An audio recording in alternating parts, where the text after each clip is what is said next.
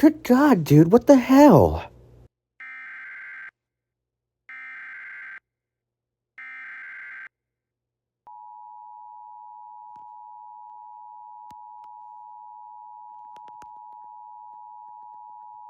Fire operations continue in southwest Dawson County, and residents are advised to avoid the area today.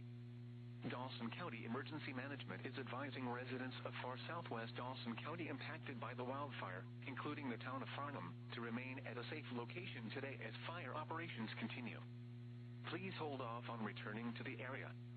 Highway 47 south of Gothenburg remains closed, as do some county roads.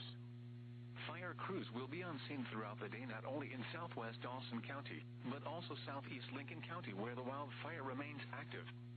Again, Dawson County Emergency Management asks residents of far southwest Dawson County to avoid the area until it is safe to return.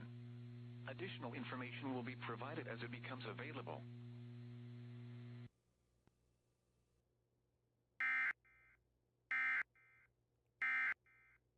Good Lord.